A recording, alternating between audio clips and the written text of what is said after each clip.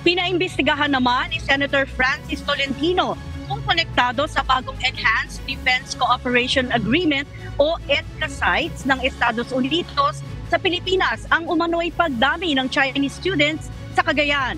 Para sa senador, kailangan ding alamin ng Commission on Higher Education o CHED at Bureau of Immigration kung bakit sa Cagayan piniling mag-aral ng maraming Chinese students.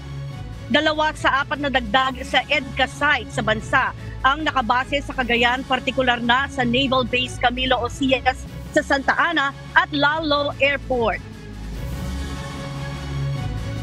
Kung ito ay halimbawang 4-year course at yung mga iba naman ay nag-enroll ng bago pa mag-declare ng EDCA site, baka iba yon.